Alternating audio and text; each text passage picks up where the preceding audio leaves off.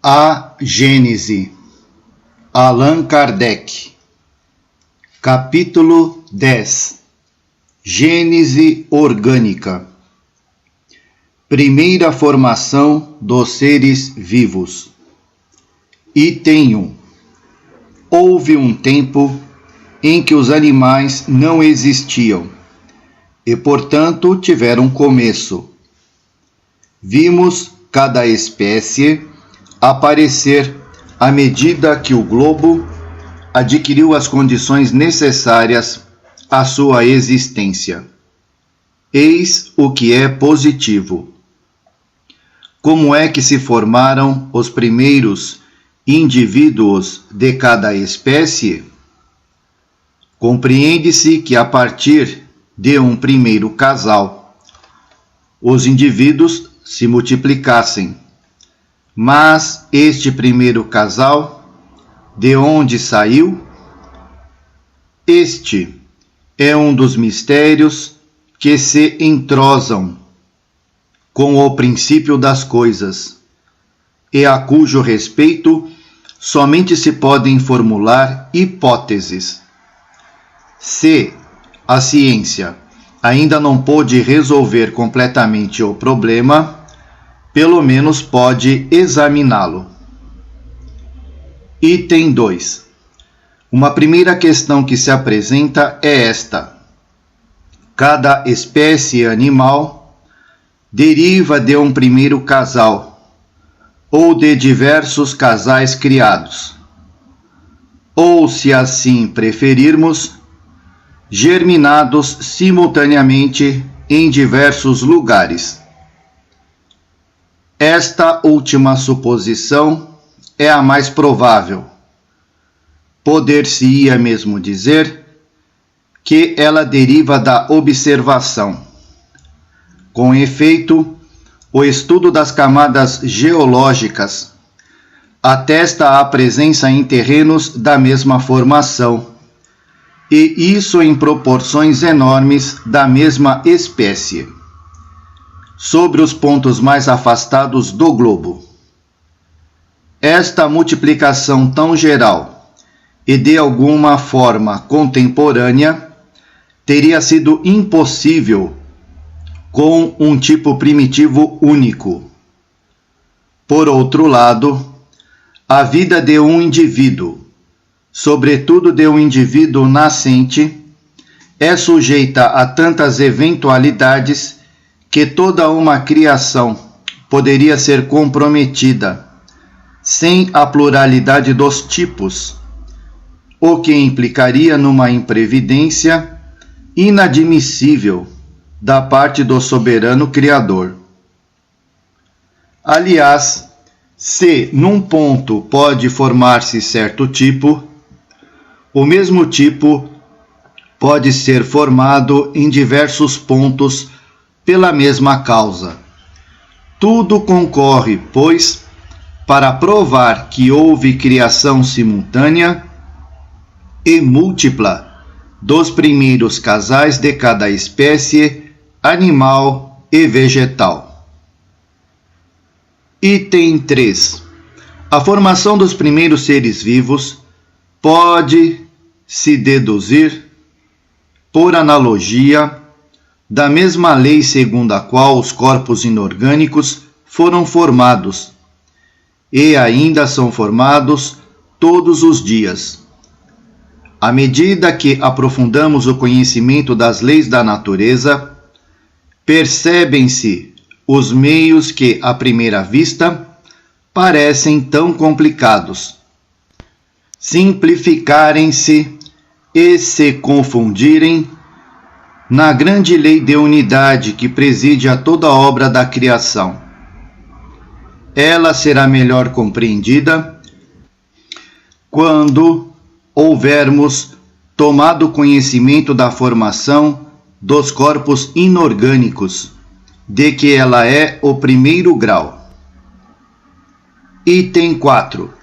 A química considera como elementares certo número de substâncias, tais como o oxigênio, o hidrogênio, o azoto, o carbono, o cloro, o iodo, o flúor, o enxofre, o fósforo e todos os metais.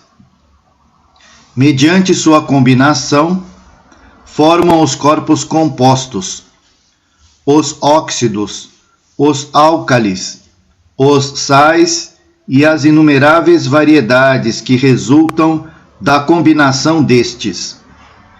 A combinação de dois corpos para formar um terceiro exige o concurso particular de circunstâncias, seja um grau determinado de calor, de secura ou de umidade, seja o movimento ou o repouso, seja uma corrente elétrica, etc.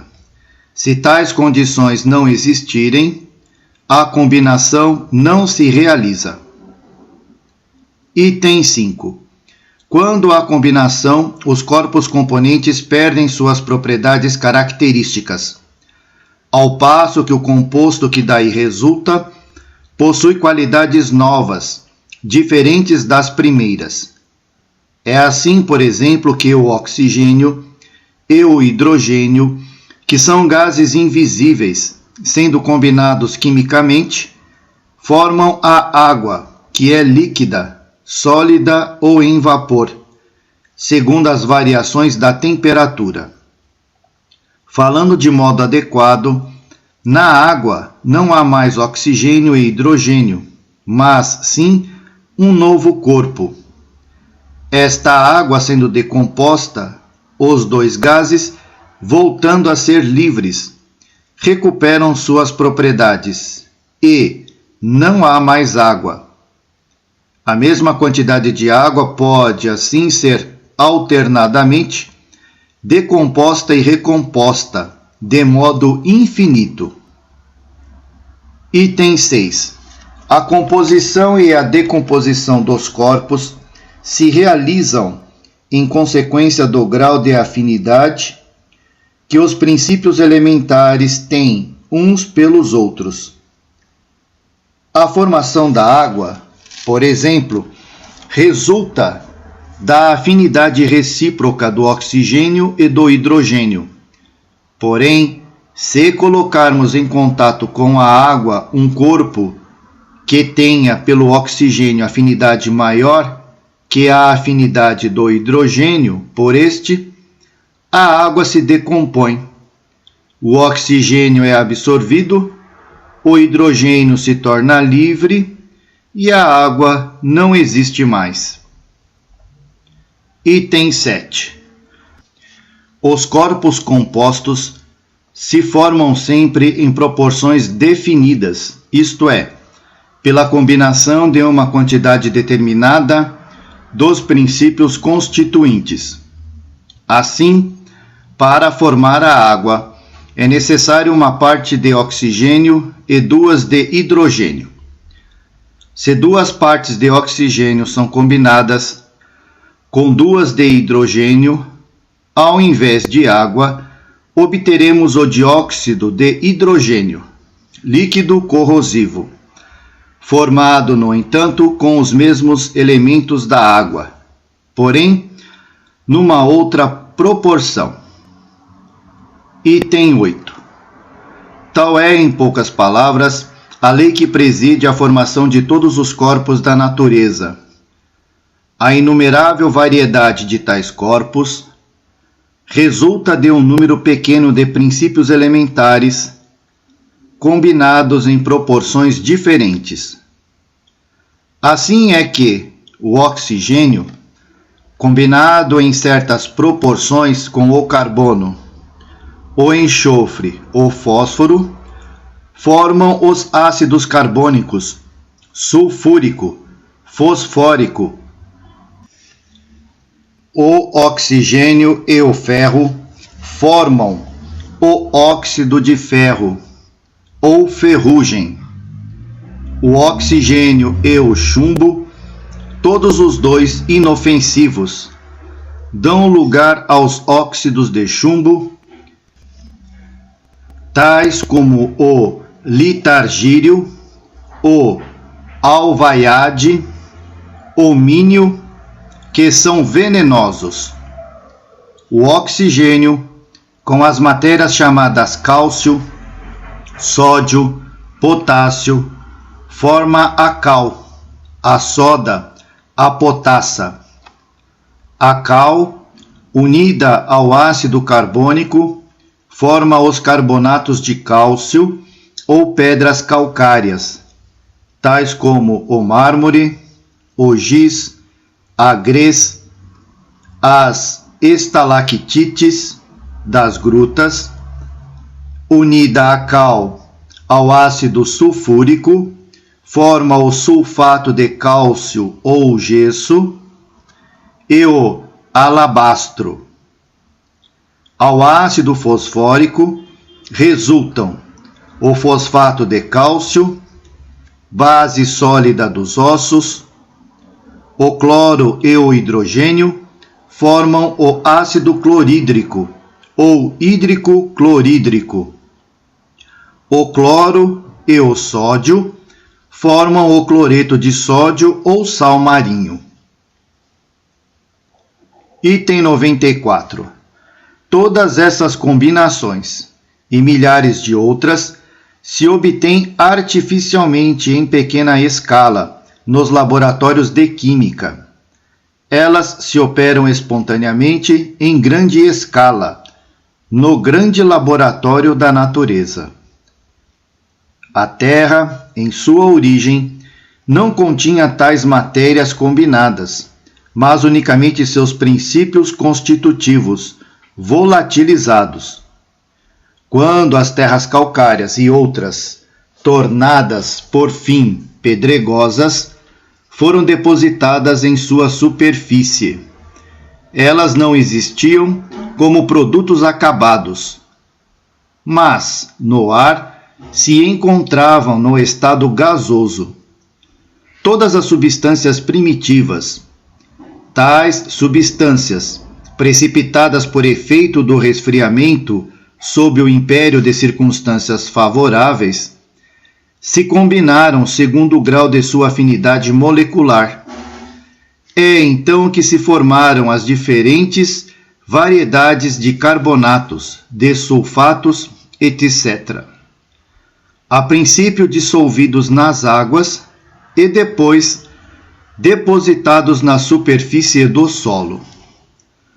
Suponhamos que, por uma causa qualquer, a Terra volte a seu estado de incandescência primitiva. Tudo isso se decomporá. Os elementos se separarão. Todas as substâncias fusíveis se fundirão. Todas as voláteis se volatizarão. Depois, um segundo resfriamento resultará numa segunda precipitação, e as antigas combinações se formarão novamente. Item 10. Estas considerações provam o quanto a química era necessária para a compreensão da Gênese. Antes do conhecimento das leis de afinidade molecular, era impossível compreender a formação da Terra. Esta ciência esclareceu a questão sob um ponto de vista completamente novo, tal como a astronomia e a geologia o fizeram sob outros pontos de vista. Item 11. Na formação dos corpos sólidos, um dos fenômenos mais notáveis é o da cristalização, que consiste na forma regular que certas substâncias apresentam, quando passam do estado líquido ou gasoso para o estado sólido. Esta forma, que varia segundo a natureza da substância, é geralmente a de sólidos geométricos, tais como o prisma, o romboide, o cubo, a pirâmide. Todos conhecem cristais de açúcar Candy, os cristais de rocha, a sílica cristalizada. São prismas de 6 lados, terminados por uma pirâmide igualmente hexagonal. O diamante é carbono puro, cristalizado. Os desenhos que se produzem sobre as vidraças no inverno são devidos à cristalização do vapor d'água durante a congelação, sob a forma de agulhas prismáticas. A disposição regular dos cristais se refere à forma particular das moléculas de cada corpo.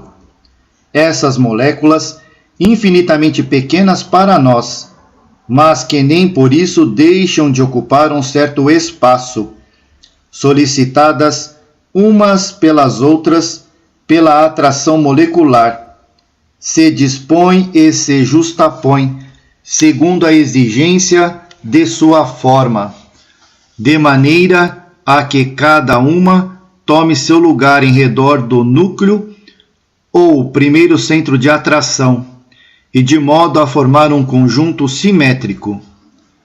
A cristalização não se opera senão sob o império de certas circunstâncias favoráveis, fora das quais elas não podem se realizar. O grau de temperatura e o repouso são condições essenciais. Compreende-se que um calor muito forte, mantendo as moléculas afastadas, não lhes permite se condensarem, e pela agitação, opondo-se a seu arranjo simétrico, elas não formariam senão massa confusa e irregular, e portanto sem cristalização propriamente dita. Item 12.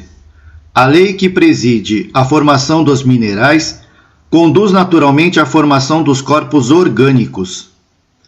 A análise química nos mostra todas as substâncias vegetais e animais, compostas dos mesmos elementos que os corpos inorgânicos. Os elementos que desempenham o papel principal são o oxigênio, o hidrogênio, o azoto e o carbono. Os outros não se encontram senão de modo acessório.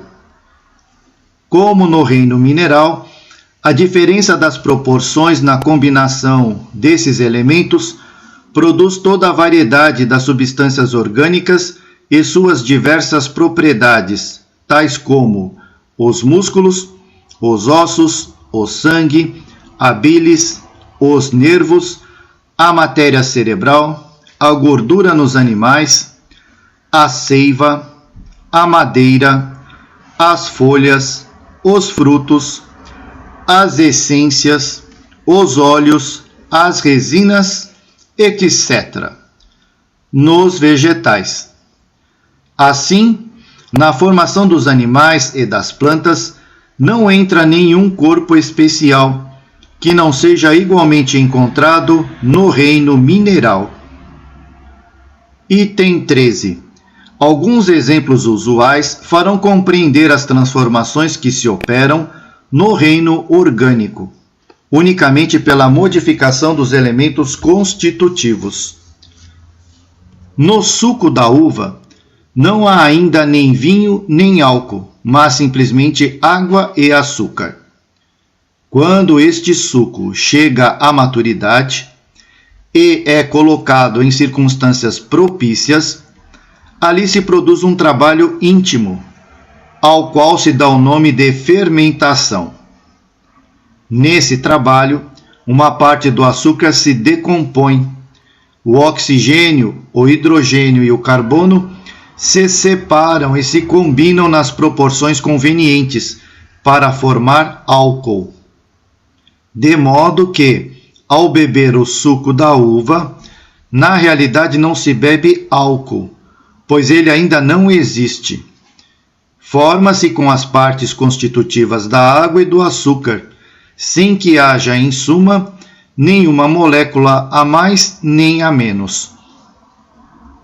No pão e nos legumes que comemos, não há certamente nem carne, nem sangue, nem ossos, nem matéria cerebral. E, no entanto, estes mesmos alimentos vão produzir essas diversas substâncias pela transformação de seus elementos constitutivos, mediante a sua decomposição e recomposição do trabalho da digestão, e elaborações orgânicas. Na semente de uma árvore, não há certamente nem madeira, nem folhas, nem flores, nem frutos, e é um erro supor que a árvore inteira, sob forma microscópica, se encontra na semente. Quase não há sequer a quantidade de oxigênio, de hidrogênio e de carbono necessária para formar uma só folha de árvore. A semente encerra um germe que brota quando encontra as condições favoráveis. Esse germe cresce à custa dos sucos que extrai da terra e dos gases que aspira do ar. Tais sucos, que não são madeira, nem folhas, nem flores, nem frutos, infiltrando-se na planta, formam sua seiva, tal como os alimentos nos animais formam o sangue. Essa seiva, conduzida pela circulação a todas as partes do vegetal, seguindo os órgãos onde vai ter e onde recebe uma elaboração especial, se transforma em madeira, folhas, frutos, tal como o sangue se transforma em carne, ossos, bilis, etc. E, no entanto, são sempre os mesmos elementos: o oxigênio, hidrogênio, azoto e carbono, diversamente combinados. Item 14. As diferentes combinações dos elementos para a formação das substâncias minerais, vegetais, não podem, pois, se operar senão nos ambientes e nas circunstâncias propícias. Fora de tais circunstâncias, os princípios elementares estão numa espécie de inércia. Porém, desde que as circunstâncias sejam favoráveis, começa um trabalho de elaboração. As moléculas entram em movimento, se agitam e se atraem, se aproximam, se separam em virtude da lei das afinidades, e por suas múltiplas combinações compõem a infinita variedade de substâncias.